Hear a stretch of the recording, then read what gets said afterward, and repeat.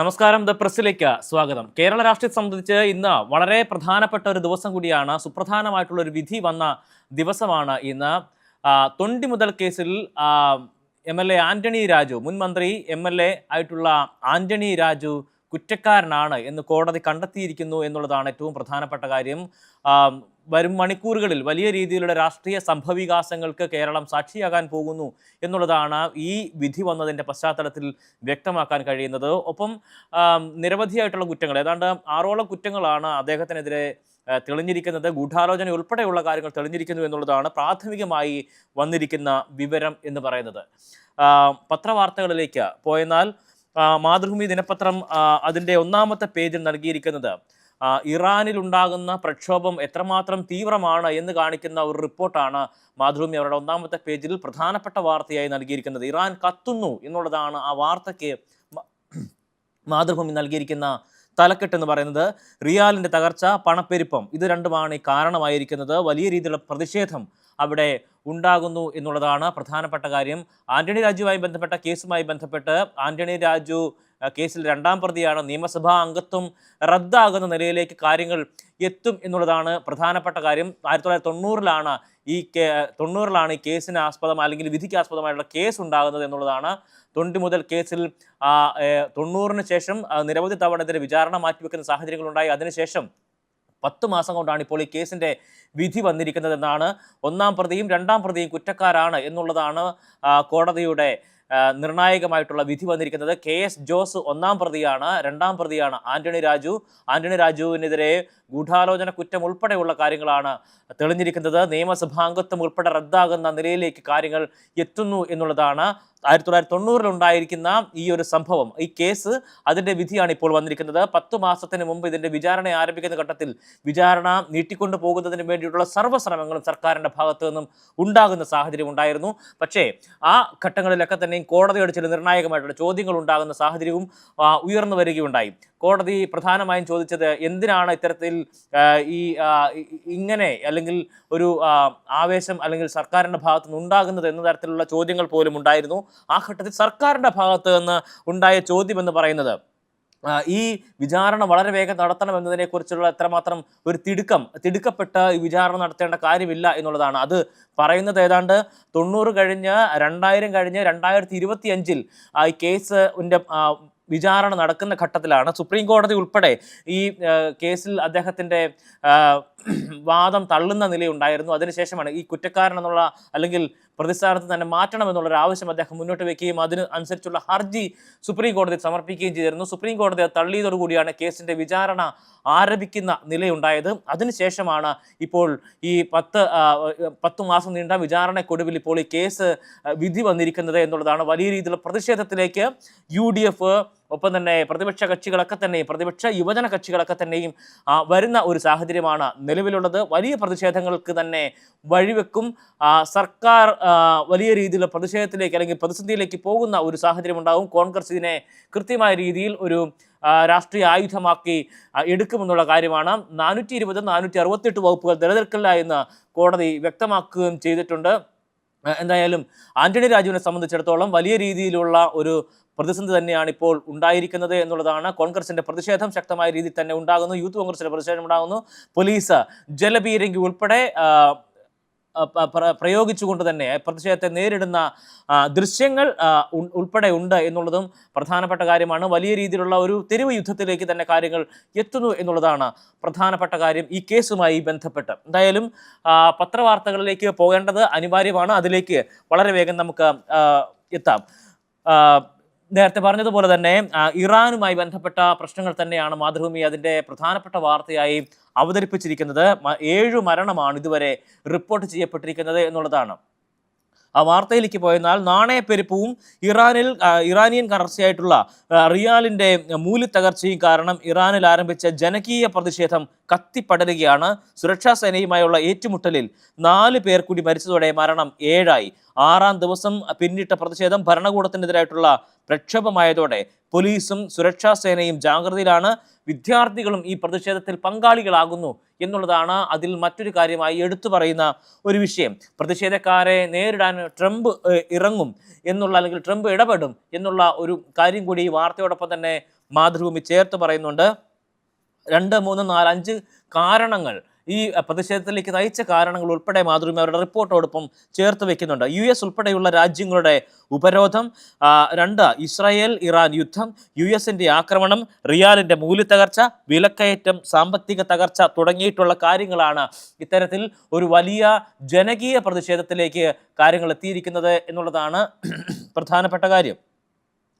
ചർച്ചയിൽ ഒരു തരത്തിലുള്ള പുരോഗതിയും ഉണ്ടായിട്ടില്ല എന്നുള്ളതാണ് അതോടൊപ്പം തന്നെ വ്യക്തമാക്കുന്നത്. ഇറാൻ പ്രസിഡന്റുമായി പ്രതിഷേധക്കാർ ഇത്തരത്തിൽ ചർച്ചയ്ക്ക് അല്ലെങ്കിൽ ശ്രമിക്കുന്നുണ്ട്, പക്ഷേ അതൊന്നും തന്നെ കാര്യക്ഷമമായി നടക്കുന്നില്ല. റിയാലിന്റെ മൂല്യം തുടർച്ചയായി തന്നെ ഇത്തരത്തിൽ കൂപ്പുകുന്ന സാഹചര്യത്തിലാണ് അതിൻ്റെ കാരണം എന്ത് എന്നുള്ള ചോദ്യം ഉന്നയിച്ചുകൊണ്ട് ഈ പ്രതിഷേധക്കാർ രംഗത്ത് വരുന്നത് എന്നുള്ളതാണ്. റിയാലിന്റെ മൂല്യം ഡോളറിന് 2025 ഡിസംബർ 28-ന് 14 ലക്ഷം റിയാൽ എന്നുള്ള നിലയിലേക്ക് എത്തി. 2022 ഡിസംബർ 28-ന് 4.3 ലക്ഷം റിയാൽ. 52 ഡിസംബറിലെ പണപ്പെരുപ്പ നിരക്ക് കഴിഞ്ഞ വർഷത്തെ അപേക്ഷിച്ച് 52% അധികമായിരിക്കുന്നു എന്നുള്ളതും വളരെ ഗൗരവത്തോടു കൂടി തന്നെ കാണേണ്ട ഒരു വിഷയമാണ്. എന്തായാലും ഇത് ആഗോളതലത്തിൽ തന്നെ വലിയ രീതിയിലുള്ള പ്രത്യാഘാതങ്ങൾക്ക് ഇടയാക്കുമെന്നുള്ള കാര്യത്തിൽ തർക്കമില്ല. ഇത്തരത്തിലുള്ള സംഭവവികാസങ്ങളൊക്കെ ഉണ്ടാകുമ്പോൾ സ്വാഭാവികമായും സ്വർണ്ണവില അല്ലെങ്കിൽ ഇന്ധനവില ഉൾപ്പെടെയുള്ള കാര്യങ്ങളിലൊക്കെ തന്നെ വലിയ രീതിയിലുള്ള ഉയർച്ച ഉണ്ടാകാനുള്ള സാഹചര്യം കൂടി ഉണ്ട് എന്നതും ശ്രദ്ധേയമായിട്ടുള്ള ഒരു കാര്യമാണ്. സഹകരണ മേഖലയിൽ വരുന്നു വായ്പാ നയം എന്നുള്ള തലക്കെട്ടിൽ ഒരു വാർത്ത മാതൃഭൂമി നൽകിയിരിക്കുന്നു. സംസ്ഥാനത്തെ സഹകരണ മേഖലയിൽ പുതിയ വായ്പാ നയം നടപ്പിലാക്കാൻ സർക്കാർ ഒരുങ്ങുകയാണ്. വാണിജ്യ ബാങ്കുകൾക്ക് റിസർവ് ബാങ്ക് കൊണ്ടുവന്ന വായ്പാ നയത്തിന് സമാനമായിട്ടുള്ള പരിഷ്കാരമാണ് ലക്ഷ്യം. കൃത്യമായിട്ടുള്ള പരിശോധനയില്ലാതെയും തിരിച്ചടവ് ഉറപ്പാക്കാതെയും വായ്പ നൽകുന്നത് സഹകരണ ബാങ്കുകളെ സാമ്പത്തിക പ്രതിസന്ധിയിലേക്ക് തള്ളിവിടാൻ കാരണമായി എന്ന വിലയിരുത്തലിന്റെ അടിസ്ഥാനത്തിലാണ് ഇങ്ങനെയൊരു നടപടി. ജനുവരിയിൽ പ്രഖ്യാപനമുണ്ടാകും. കരട് തയ്യാറാക്കാൻ ഉദ്യോഗസ്ഥരെ ചുമതലപ്പെടുത്തിയിട്ടുണ്ട്. വ്യക്തികൾക്ക് പരമാവധി എത്ര വായ്പ നൽകാം, സഹകരണ ബാങ്കുകൾക്ക് പരമാവധി എത്ര കാലം വായ്പ നൽകാം എന്നതിനൊക്കെയും വ്യവസ്ഥയുണ്ട്. ഈ ഒരു സാഹചര്യത്തിലേക്ക് എത്തുന്നത് ഒരു പ്രത്യേകമായിട്ടുള്ള ഒരു സവിശേഷമായിട്ടുള്ള സാഹചര്യത്തിലൂടെയാണ്. കാരണം നിരവധിയായിട്ടുള്ള കേസുകൾ നമ്മുടെ മുന്നിലുണ്ട്. കരുവന്നൂർ ഉൾപ്പെടെയുള്ള സംഭവങ്ങളൊക്കെ തന്നെ നമ്മുടെ മുന്നിലുണ്ട്. ഒരു തരത്തിലുള്ള ഒരു നിയതമായ ചട്ടക്കൂടുകളുമില്ലാതെ ഇഷ്ടക്കാർക്ക് ഇഷ്ടം പോലെ പൈസ കൊടുക്കുന്ന ഒരു നില സഹകരണ ബാങ്കുകളുടെ ഭാഗത്തു നിന്നും പല തവണ ഉണ്ടാവുകയും അതൊക്കെയും പലപ്പോഴും പല ബാങ്കുകളുടെയും ഇത്തരത്തിൽ തകർച്ചയ്ക്ക് കാരണമാവുകയും നിരവധി ആളുകൾ അതിൽ ബലിയാടാവുകയും ഒക്കെ തന്നെ ചെയ്യുന്ന സാഹചര്യങ്ങളുണ്ടായിരുന്നു. ഇത്തരത്തിലുള്ള സംഭവങ്ങളൊക്കെ തന്നെയും ഒഴിവാക്കുന്നതിന് വേണ്ടിയിട്ടാണ് ഇത്തരത്തിലൊരു നയം രൂപീകരിക്കുന്നത് എന്നുള്ളതാണ് പ്രധാനപ്പെട്ട കാര്യം.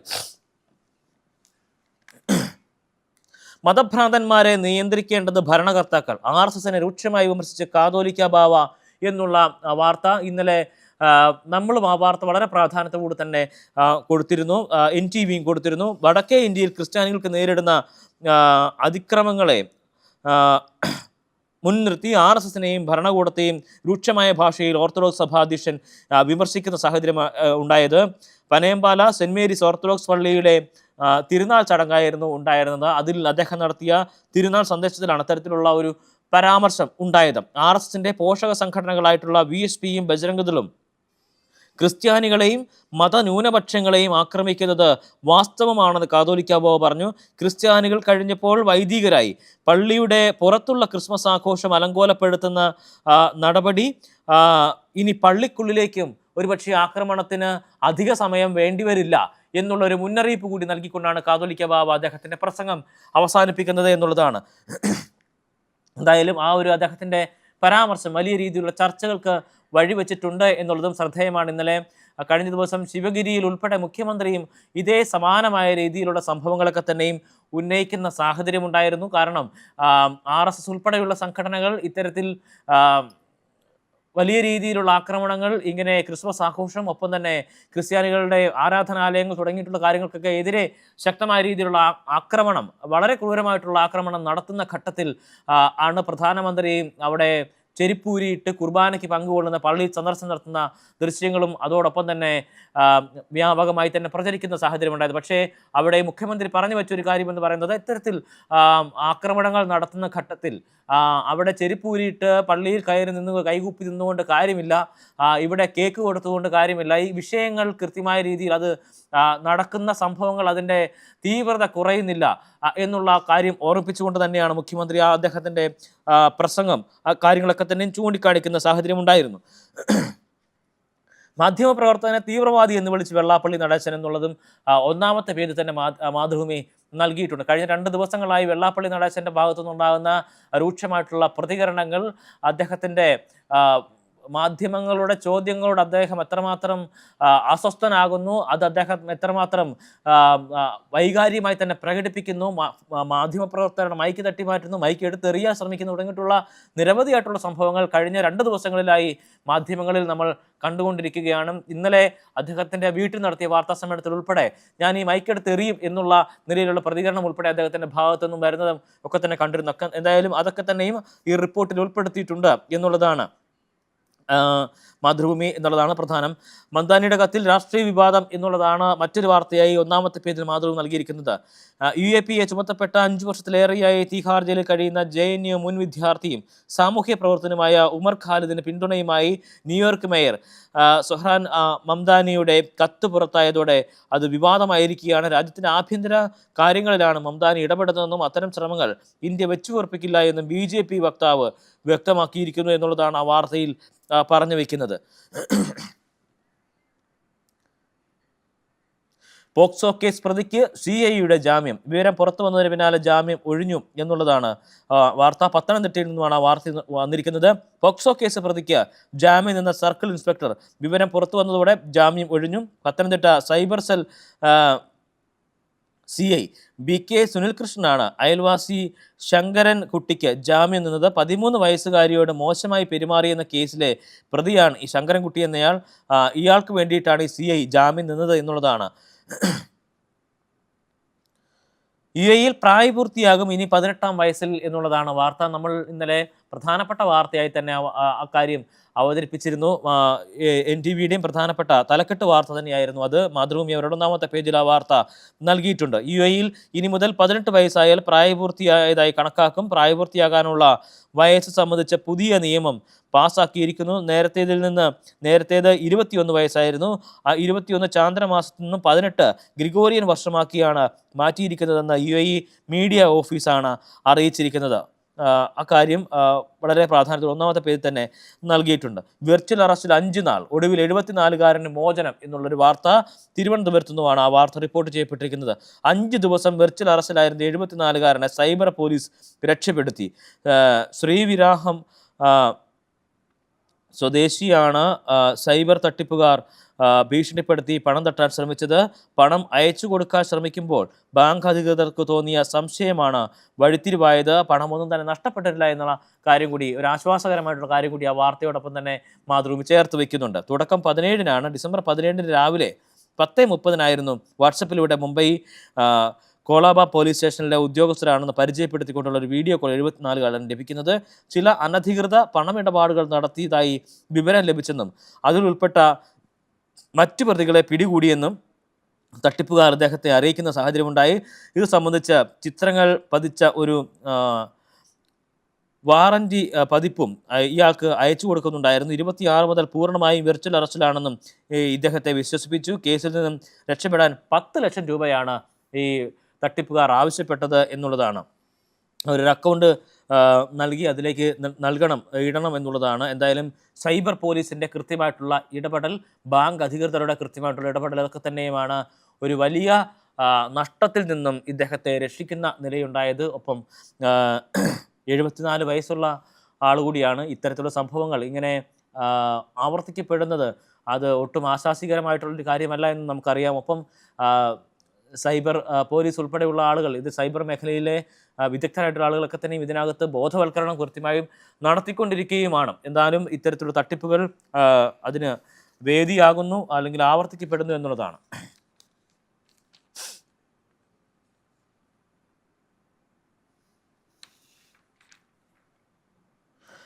അൽ വദ്ബ ഈന്തപ്പഴോത്സവം ഈ മാസം 9-ന് തുടങ്ങും എന്നുള്ളതാണ് ഗൾഫ് വർത്തമാനം പേജിലെ പ്രധാനപ്പെട്ട വാർത്ത. ഒപ്പം തന്നെ ലോകത്തിലെ ഏറ്റവും വലിയ നിക്ഷേപക രാജ്യങ്ങളൊന്നായി UAE മാറിയിരിക്കുന്നു എന്നുള്ളതും പ്രധാനപ്പെട്ട വാർത്തയായി തന്നെ നൽകിയിരിക്കുന്നു. ആസ്തി 10.7 ട്രില്യൺ ദർഹം എന്നുള്ളതാണ് ആ വാർത്തയിൽ സുപ്രധാനമായും നൽകിയിരിക്കുന്നത്.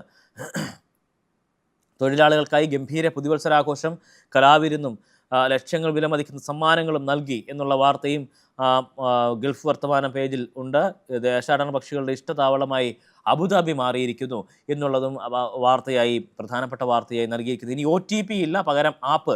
ഈ നിയമം ഈ മാസം 6-ാം തീയതി മുതൽ പ്രാബല്യത്തിൽ വരികയാണ്. ഇന്നലെ NTVയുടെയും തലക്കെട്ട് വാർത്ത ഇത് തന്നെയായിരുന്നു എന്നുള്ളതാണ്. ഇന്നലെ തന്നെ നമ്മൾ ആ വാർത്ത നൽകിയിരുന്നു. ബാങ്ക് തട്ടിപ്പുകൾ, ഓൺലൈൻ തട്ടിപ്പുകളൊക്കെ തന്നെയും വ്യാപകമാകുന്ന പശ്ചാത്തലത്തിലാണ് ഇത്തരത്തിലൊരു പുതിയ തീരുമാനത്തിലേക്ക്, പുതിയ നടപടിയിലേക്ക് സെൻട്രൽ ബാങ്ക് എത്തുന്നത് എന്നുള്ളതാണ്.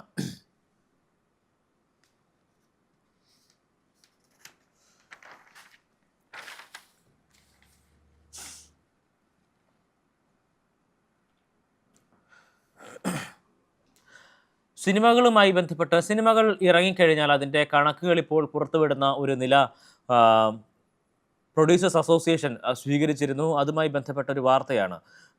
കണക്ക് നിരത്തി ഫിലിം ചേംബർ എന്നുള്ളതാണ്. മലയാള സിനിമയിൽ കഴിഞ്ഞ വർഷവും വലിയ നഷ്ടമുണ്ടായി എന്നുള്ള കണക്കുകളാണ് ചൂണ്ടിക്കാണിച്ചിരിക്കുന്നത്. അതിനെതിരെ നടന്മാരൊക്കെ തന്നെ രംഗത്ത് വരുന്ന സാഹചര്യം ഉണ്ടായിരുന്നു. കഴിഞ്ഞ ദിവസം ഇവിടെ നിവിൻ പോളി എത്തിയപ്പോൾ അദ്ദേഹം ഈ ഒരു സമ്പ്രദായത്തോട് തനിക്ക് യോജിപ്പില്ല എന്നുള്ള കാര്യം അദ്ദേഹം അസന്നിഗ്ധമായി പറഞ്ഞു വെക്കുകയും ഒക്കെ തന്നെ ചെയ്തു. എന്തായാലും ഫിലിം ചേംബർ കണക്ക് പുറത്തുവിട്ടിരിക്കുന്നു. 185 മലയാള സിനിമകളാണ് കഴിഞ്ഞ വർഷം ഇറങ്ങിയത്. അതിൽ 150 പടവും പരാജയമായിരുന്നു. ഏതാണ്ട് 530 കോടിയുടെ നഷ്ടമാണ് ഉണ്ടായിരിക്കുന്നത് എന്നുള്ള കാര്യമാണ് ഈ ഒരു റിപ്പോർട്ടിൽ ചൂണ്ടിക്കാണിച്ചിരിക്കുന്നത്.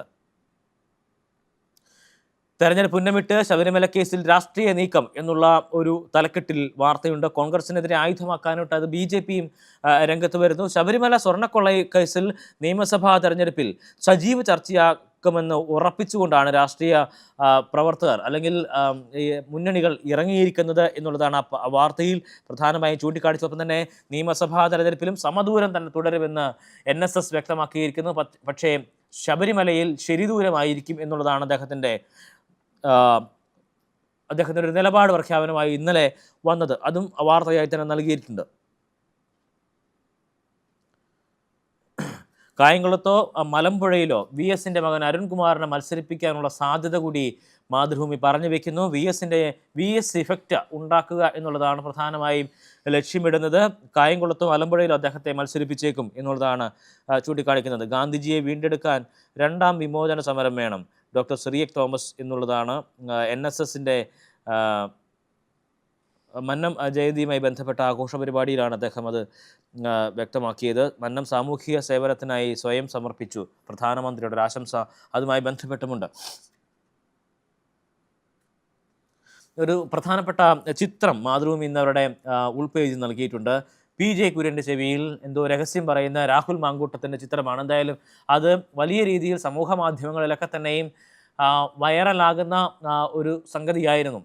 ഒപ്പം അതിന് പ്രധാനപ്പെട്ട കാരണമെന്ന് പറയുന്നത് തൊട്ട് തലേ ദിവസം രാഹുൽ മാങ്കൂട്ടം പാലക്കാട് മത്സരിക്കാൻ പാടില്ല, അല്ലെങ്കിൽ അദ്ദേഹത്തെ ഒഴിവാക്കേണ്ടതുണ്ട്, അദ്ദേഹം മത്സരിക്കാൻ പാടില്ല, സീറ്റ് കൊടുക്കരുത് തുടങ്ങിയിട്ടുള്ള കടുത്ത ഭാഷയിൽ രാഹുൽ മാങ്കൂട്ടത്തെ വിമർശിക്കുന്ന PJ കുര്യനെയാണ് നമ്മൾ കണ്ടത്. പക്ഷേ ഈ ഒരു സംഭവത്തിന് ശേഷം പിറ്റേ ദിവസം തൻ്റെ നിലപാട് തലകീഴായി മറിച്ചുകൊണ്ട് രാഹുൽ മാങ്കൂട്ടം അവിടെ മത്സരിക്കുകയാണെങ്കിൽ മത്സരിച്ചോട്ടെ, പാർട്ടി സീറ്റ് കൊടുത്താൽ അദ്ദേഹം മത്സരിക്കണം, അതിന് എനിക്കൊരു തരത്തിലുള്ള വിയോജിപ്പുകളുമില്ല എന്ന് അസന്നിഗ്ധമായി പിന്തുണ പ്രഖ്യാപിച്ചുകൊണ്ടുള്ള ഒരു PJ കുര്യനെ കണ്ടു. അപ്പോൾ സ്വാഭാവികമായും ഈ ചിത്രം കാണുന്ന പൊതുജനങ്ങളൊക്കെ തന്നെയും ചോദിച്ച ഒരു ചോദ്യം എന്ന് പറയുന്നത്, രാഹുൽ മാങ്കൂട്ടം ചെവിയിൽ എന്തോ കാര്യമായി തന്നെ പറഞ്ഞിട്ടുണ്ട്, അതിൻ്റെ അടിസ്ഥാനത്തിലാണ് ഇത്തരത്തിൽ ഒരു നിലപാട് മാറ്റം PJ കുര്യന് ഉണ്ടായിരിക്കുന്നത്, രാഹുൽ കണക്കിന് കൊടുത്തിട്ടുണ്ട്, അല്ലെങ്കിൽ രാഹുലിന് ഒരു ഭീഷണി ഉണ്ടായിട്ടുണ്ട് എന്നുള്ള കാര്യമാണ് സമൂഹ മാധ്യമത്തിൽ ഇത്തരത്തിൽ ഈ ചിത്രവും പങ്കുവെച്ചുകൊണ്ടുള്ള ട്രോളുകൾ ഉണ്ടായത് എന്നുള്ളതാണ്. എന്തായാലും ആ ചിത്രം മാതൃഭൂമി അവരുടെ 5ാമത്തെ പേജിലാണ് നൽകിയിരിക്കുന്നത്. ശബരിമല കേസ് അനിശ്ചിതത്വം എന്ന തലക്കെട്ടിലാണ് മാതൃഭൂമി അവരുടെ എഡിറ്റോറിയൽ തയ്യാറാക്കിയിരിക്കുന്നത്. 2019 ഇളക്കിക്കൊണ്ടുപോയ സ്വർണ്ണപ്പാളികൾക്ക് എന്ത് സംഭവിച്ചെന്ന കാര്യത്തിൽ SITക്ക് സ്ഥിരീകരണമില്ലാത്ത അവസ്ഥയാണ് നിലവിലുള്ളത് എന്നുള്ളതാണ് അതിൻ്റെ കാതലായിട്ടുള്ള കാര്യം. SIT ഒരു റിപ്പോർട്ട് ഉൾപ്പെടെ സമർപ്പിക്കുന്ന സാഹചര്യം ഉണ്ടായിരുന്നു.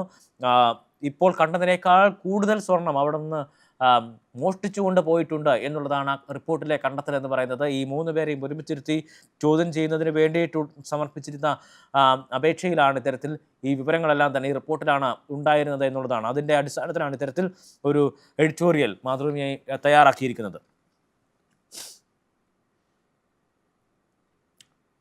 ലീഗിനെതിരെ ഇന്നലെ വലിയ രീതിയിലുള്ള ആക്രമണം അല്ലെങ്കിൽ ഈ ആരോപണം വലിയ രീതിയിൽ ശക്തമായ ഭാഷയിൽ തന്നെ ആവർത്തിക്കുന്ന നിലയാണ് വെള്ളാപ്പള്ളിയുടെ നിലയിലുണ്ടായത്, ഭാഗത്തുനിന്നുണ്ടായത്. ഒപ്പം തന്നെ ബിനോയ് വിശ്വവും വെള്ളാപ്പള്ളിയും തമ്മിലുള്ള ഒരു വാക്പോര് ഇന്നലെയും നടക്കുന്ന സാഹചര്യമുണ്ടായിരുന്നു.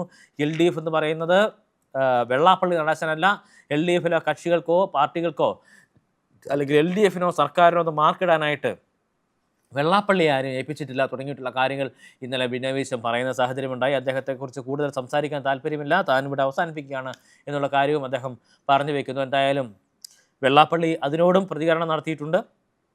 ഇത്തരത്തിലുള്ള വിമർശനങ്ങളൊക്കെ തന്നെയും സർക്കാരിനെതിരെയുള്ള വിമർശനങ്ങൾ മുന്നണി യോഗങ്ങളിലാണ് CPI പറയേണ്ടത്. അല്ലാത്ത പക്ഷം അത് മുന്നണിക്കുള്ളിൽ ഒരു അന്തചിദ്രമുണ്ട് എന്നുള്ളതിനെക്കുറിച്ചൊരു തോന്നൽ ഉളവാക്കുന്ന തരത്തിലുള്ള കാര്യങ്ങളാണ് എന്നുള്ളതും അദ്ദേഹം ഇന്നലെ പറഞ്ഞു വയ്ക്കുന്നുണ്ട്. എന്തായാലും ഇനിയിപ്പോൾ ബിനോയ് വിശ്വം അതുമായി ബന്ധപ്പെട്ട ഒരു പ്രതികരണത്തിലേക്ക് താൻ പോകുന്നില്ല എന്നുള്ള കാര്യം കൂടി അദ്ദേഹം പറഞ്ഞു വച്ചിരുന്നു. വടക്കാഞ്ചേരി ബ്ലോക്ക് പഞ്ചായത്ത് ഭാരവാഹിത്വവുമായി ബന്ധപ്പെട്ട ലീഗ് സ്വതന്ത്ര CPM 50 ലക്ഷം രൂപ വാഗ്ദാനം ചെയ്തെന്ന ശബ്ദരേഖ ഉൾപ്പെടെ പുറത്തു വരുന്ന സാഹചര്യമുണ്ടായിരുന്നു. ആ കോഴ വിവാദം വലിയ രീതിയിൽ ചർച്ച ചെയ്യപ്പെടുകയാണ് എന്നുള്ളതാണ്. എന്തായാലും ഈ ഘട്ടത്തിൽ വരുന്ന മറ്റൊരു പ്രധാനപ്പെട്ട കാര്യമെന്ന് പറയുന്നത് രാഹുൽ മാങ്കൂട്ടത്തിനും കുരുക്ക് മുറുകുന്ന ഒരു നിലയിലേക്ക് കാര്യങ്ങൾ എത്തിയിരിക്കുന്നു എന്നുള്ളതാണ്. രാഹുൽ മാങ്കൂട്ടത്തിനെതിരെ വീണ്ടും ഒരു പരാതി വന്നിരിക്കുന്നു. രാഹുലിനെതിരെ ഇപ്പോൾ പരാതിയുമായി വന്നിരിക്കുന്നത് പരാതിക്കാരിയുടെ ഭർത്താവാണ് എന്നുള്ളതാണ്. കുടുംബജീവിതം തകർത്തു എന്നുള്ളതാണ് ഈ പരാതിയിൽ പ്രത്യേകമായും ചൂണ്ടിക്കാണിച്ചിരിക്കുന്നത്. മുഖ്യമന്ത്രിക്കും DGPക്കുമാണ് ഈ പരാതി നൽകിയിരിക്കുന്നത്. മധ്യസ്ഥ ചർച്ചയ്ക്ക് ശ്രമിച്ചെന്ന വാദം ഉണ്ടായിരുന്നു. ഒപ്പം തന്നെ തൻ്റെ ഫോട്ടോ അത് തെറ്റായി തന്നെ പ്രചരിപ്പിക്കുന്ന സാഹചര്യമുണ്ടായി. രാഹുൽ ഇത്തരത്തിൽ വലിയ രീതിയിലുള്ള ഗൂഢാലോചനകൾ നടത്തിയിട്ടുണ്ട്. രാഹുലിൻ്റെ വാദങ്ങളൊക്കെ തന്നെയും തെറ്റാണ്, മനഃപൂർവ്വം കുടുംബജീവിതം തകർക്കാൻ ശ്രമം നടത്തി എന്നുള്ള കാര്യങ്ങളൊക്കെ തന്നെയുമാണ് ചൂണ്ടിക്കാണിക്കുന്നത്. ഒപ്പം തന്നെ MLA എന്നുള്ള പദം അല്ലെങ്കിൽ ആ പദവി അത് കൃത്യമായ രീതിക്ക് ദുരുപയോഗം ചെയ്തിട്ടുണ്ട് രാഹുൽ മാങ്കൂട്ടത്തിൽ എന്നുള്ളതാണ്. വിവാഹ ഫോട്ടോ തെറ്റായ രീതിയിൽ പ്രചരിപ്പിക്കുന്ന സാഹചര്യം ഉണ്ടായിട്ടുണ്ട്. രാഹുലും പാർട്ടിയും ഗൂഢാലോചന നടത്തി എന്നുള്ളതാണ് പ്രധാനപ്പെട്ട കാര്യമായി ആ ഒരു പരാതിയിൽ ചൂണ്ടിക്കാണിച്ചിരിക്കുന്നത്. അപ്പോൾ രാഹുൽ മാത്രമല്ല, മറിച്ച് രാഹുലിൻ്റെ പാർട്ടി അത് നേരത്തെ കോൺഗ്രസ് ആയിരുന്നു. രാഹുലിന് പിന്തുണ നൽകിയവരൊക്കെ തന്നെയും കോൺഗ്രസ് കക്ഷികൾ തന്നെയായിരുന്നു. അവരും ഇതിൽ ഒരു ഭാഗവാക്കായിട്ടുണ്ട് എന്നുള്ള നിലയ്ക്ക് തന്നെയാണ് ഈ പരാതിയിൽ ചൂണ്ടിക്കാണിച്ചിരിക്കുന്നത്. തങ്ങളുടെ വിവാഹ ഫോട്ടോ തെറ്റായ രീതിയിൽ പ്രചരിപ്പിക്കുന്ന സാഹചര്യമുണ്ടായി. ആ നിലയ്ക്ക് രാഹുൽ മാങ്കൂട്ടത്തിൽ തന്നെ വീണ്ടും ഒരു പരാതി ഈ ഘട്ടത്തിൽ വന്നിരിക്കുന്നു എന്നുള്ളതാണ് പ്രധാനപ്പെട്ട ഒരു വാർത്തയായി ഈ ഘട്ടത്തിൽ പറയാനുള്ളത്. മനഃപൂർവ്വം കുടുംബജീവിതം തകർത്തു എന്നുള്ളതാണ്. ഈ അതിജീവിതയുടെ ഭർത്താവാണ് ഇത്തരത്തിൽ ഒരു ആരോപണം അല്ലെങ്കിൽ പരാതിയുമായി മുഖ്യമന്ത്രിയുടെയും DGPയുടെയും മുന്നിലേക്ക് എത്തിയിരിക്കുന്നത് എന്നുള്ളതാണ്. എന്തായാലും ഇന്നിപ്പോൾ ആന്റണി രാജു കുറ്റക്കാരനാണ് എന്നുള്ള വിധി വന്ന ദിവസം കൂടിയാണ്. ഘട്ടത്തിലാണ് ഈ ഒരു വാർത്ത കൂടി വരുന്നത് എന്നതും അതോടൊപ്പം തന്നെ ചേർത്ത് പറയേണ്ട ഒരു സാഹചര്യമാണ്.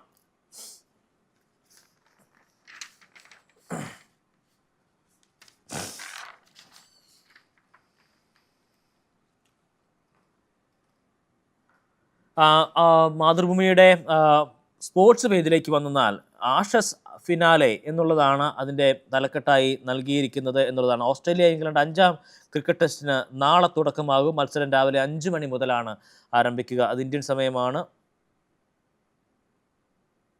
പ്രാദേശിക സമയം ഇവിടെ 5 മണി സമയത്താണ് മത്സരം ആരംഭിക്കുന്നത് എന്നുള്ളതാണ്. ഇത്തവണത്തെ ആഷസ് 2 ദിവസങ്ങൾ ആയപ്പോൾ തന്നെ തീരുന്ന സാഹചര്യമായിരുന്നു 2 മത്സരങ്ങളും ഉണ്ടായിരുന്നത് എന്നുള്ളതാണ്. 2 എണ്ണം 4 ദിവസത്തേക്ക് നീണ്ടു. 5ാം ടെസ്റ്റ് ഞായറാഴ്ച പുലർച്ചെ ആരംഭിക്കാനേക്ക് ക്രിക്കറ്റ് പ്രേമി കൗതുകത്തോടെയാണ് കാത്തിരിക്കുന്നത്. എത്ര ദിവസം ടെസ്റ്റ് മത്സരം നിലനിൽക്കും എന്നുള്ളതാണ് പ്രധാനപ്പെട്ട ഒരു ചോദ്യമായി ഉന്നയിക്കപ്പെട്ടത്. എന്തായാലും ഇന്ത്യയിൽ 2 ദിവസം കൊണ്ട് ടെസ്റ്റ് പൂർത്തിയാകുന്ന സാഹചര്യം ഉണ്ടായപ്പോൾ അത് ടെസ്റ്റ് ക്രിക്കറ്റിന് ഏറ്റിരിക്കുന്ന വലിയ ക്ഷതം, ടെസ്റ്റ് ക്രിക്കറ്റ് തീരാൻ പോകും തുടങ്ങിയിട്ടുള്ള വിമർശനങ്ങളൊക്കെ തന്നെ ഈ മുൻ ഇന്ത്യൻ താരങ്ങളുടെ ഭാഗത്തു നിന്ന് പോലും ഉണ്ടാകുന്ന സാഹചര്യം ഉണ്ടായിരുന്നു. പക്ഷേ ഓസ്ട്രേലിയയിലായതുകൊണ്ട് ഒരുപക്ഷെ ഇത് ടെസ്റ്റിൻ്റെ മനോഹരമായിട്ടുള്ള ഒരു സംഗതിയാണ് എന്ന നിലയ്ക്ക് വ്യാഖ്യാനിക്കപ്പെടുന്ന ഒരു സാഹചര്യം കൂടി ഉണ്ട് എന്ന നിലയ്ക്കുള്ള ട്രോളുകളൊക്കെ തന്നെയും സമൂഹ മാധ്യമങ്ങളിലും ഉയരുന്ന നിലയുണ്ട്. വിരമിക്കൽ പ്രഖ്യാപിച്ച ഉസ്മാൻ ഖവാജ എന്നുള്ളത് മറ്റൊരു പ്രധാനപ്പെട്ട വാർത്തയായി നൽകിയിരിക്കുന്നു. ആഷസിന് ശേഷം താൻ കളം വിടും എന്നുള്ളതാണ് അദ്ദേഹം പറഞ്ഞിരിക്കുന്നത്. വളരെ വൈകാരികമായിട്ടുള്ള ഒരു കുറിപ്പ് ഇന്നലെ അദ്ദേഹത്തിൻ്റെ ഭാഗത്തുനിന്നും ഉണ്ടാവുകയും ചെയ്തിരുന്നു. ആഷസ് പരമ്പരയിൽ ആദ്യ സെഞ്ചുറി നേടി സിഡ്നി ഗ്രൗണ്ടിൽ ഒരിക്കൽ കൂടി ഉസ്മാൻ ഖവാജ ഓസ്ട്രേലിയൻ ജേഴ്സിയിൽ ഇറങ്ങും. ഇത്തവണത്തെ മത്സരത്തിന് പ്രത്യേകതയുണ്ട്. അത് അന്താരാഷ്ട്ര ക്രിക്കറ്റിൽ നിന്നുള്ള വിരമിക്കൽ മത്സരം കൂടിയാണ്. വിരമിക്കൽ മത്സരം ആണ് അദ്ദേഹം പ്രഖ്യാപിച്ചിരിക്കുന്നു. പരമ്പരയിലെ 5ാം മത്സരത്തിൽ തൊട്ടു മുൻപാണ് പത്രസമ്മേളനത്തിൽ അദ്ദേഹം ഈ വിരമിക്കൽ പ്രഖ്യാപനം നടത്തിയത്. വൈകി ഓസ്ട്രേലിയൻ ടീമിലേക്ക് എത്തപ്പെടുകയും ചുരുങ്ങിയ സമയത്തിനുള്ളിൽ ഓസ്ട്രേലിയയുടെ ടെസ്റ്റ് ടീമിൻ്റെ ഒഴിച്ചുകൂടാനാകാത്ത സാന്നിധ്യവുമായി മാറാൻ ഈ താരത്തിന് കഴിഞ്ഞിരുന്നതിനാൽ ഇത്തവണത്തെ പരമ്പരയിൽ ടീമിലെ സ്ഥാനം തന്നെ പ്രതിസന്ധിയിലായതോടെയാണ് 39-കാരനായിട്ടുള്ള താരം വിരമിക്കൽ പ്രഖ്യാപിച്ചിരിക്കുന്നത് എന്നതാണ്. തന്നെ വംശീയമായി തന്നെ മാറ്റി നിർത്തുന്ന സാഹചര്യങ്ങൾ ഉണ്ടായിട്ടുണ്ട് എന്നുള്ള കാര്യങ്ങളൊക്കെ തന്നെ അദ്ദേഹം വളരെ വൈകാരികമായി ഇന്നലെ വാർത്താസമ്മേളനത്തിൽ പങ്കുവെക്കുന്ന സാഹചര്യമുണ്ടായിരുന്നു. അതൊക്കെയും ആ വാർത്തയിൽ ചൂണ്ടിക്കാണിച്ചിരിക്കുന്നു. മാധ്യമത്തിൻ്റെ ഒന്നാമത്തെ പേജ് മുഴുവൻ പരസ്യത്തിന് വേണ്ടി മാറ്റിവെച്ചിരിക്കുന്നു. ഉൾ പേജിൽ വടക്കാഞ്ചേരിയിലെ കോഴവിവാദമാണ്. ആ കോഴവിവാദം കത്തുന്നു എന്നുള്ള തലക്കെട്ടിലാണ് വാർത്ത നൽകിയിരിക്കുന്നത്. അടങ്ങാതെ വെള്ളാപ്പള്ളി എന്നുള്ളതാണ് പ്രധാനപ്പെട്ട വാർത്തയായി നൽകിയിരിക്കുന്നത്. CPM വെള്ളാപ്പള്ളിയെ പൂർണ്ണമായും തള്ളിക്കളയുന്നതാണ്, പക്ഷേ CPI തള്ളിക്കളയുന്നുണ്ട് എന്നുള്ള കാര്യം ഒപ്പം ഇതോടൊപ്പം തന്നെ നൽകിയിട്ടുണ്ട്. വെള്ളാപ്പള്ളി വർഗീയവാദിയല്ല എന്നുള്ളതാണ് MV ഗോവിന്ദൻ വ്യക്തമാക്കിയിരിക്കുന്നത്. എഡിറ്റോറിയലിലേക്ക് വന്നാൽ നവോത്ഥാന കേരളത്തിലെ വിദ്വേഷനാവ് വെള്ളാപ്പള്ളി നടേശനെതിരെ തന്നെയാണ് എഡിറ്റോറിയൽ മാധ്യമം തയ്യാറാക്കിയിരിക്കുന്നത്. വെള്ളാപ്പള്ളി നടേശൻ തുടർച്ചയായി വിദ്വേഷ പ്രസ്താവന നടത്തുമ്പോൾ കേരളം ഭരിക്കുന്ന പിണറായി വിജയൻ സർക്കാരും അദ്ദേഹത്തിൻ്റെ ആഭ്യന്തര വകുപ്പും എന്തെടുക്കുകയാണെന്ന് ചോദിക്കാതിരിക്കാൻ വയ്യ എന്നുള്ളതാണ് പ്രധാനപ്പെട്ട ചോദ്യമായി മാധ്യമം അവരുടെ എഡിറ്റോറിയലിൽ ചോദിക്കുന്നത് എന്നുള്ളതാണ്. സ്വാഭാവികമായി സാധാരണക്കാരായിട്ടുള്ള മനുഷ്യർക്ക് തോന്നുന്ന ഒരു ചോദ്യം തന്നെയാണ് മാധ്യമം അവരുടെ എഡിറ്റോറിയലിൽ ചൂണ്ടിക്കാണിച്ചിരിക്കുന്നത്. ഇന്ത്യൻ ടീമിനെ ന്യൂസിലാൻഡിനെതിരായിട്ടുള്ള ഏകദിന പരമ്പരയ്ക്കുള്ള ഇന്ത്യൻ ടീമിനെ ഇന്ന് പ്രഖ്യാപിക്കാനിരിക്കുകയാണ്. വൻ മാറ്റങ്ങൾ ഉണ്ടാകില്ല എന്നുള്ള സൂചനയാണ് ഉള്ളത് എന്നുള്ളതും ആ വാർത്തയോടൊപ്പം തന്നെ ചേർത്ത് വയ്ക്കുന്നുണ്ട്. Under-15 ഏകദിന ടൂർണമെൻറ്റ് മുംബൈയെ തകർത്ത കേരള പെൺകുട്ടികൾ എന്നുള്ള തലക്കെട്ടിൽ വാർത്ത നൽകിയിരിക്കുന്നു. ഉസ്മാൻ ഖവാജ അഴിക്കുന്നു എന്നുള്ളതാണ്.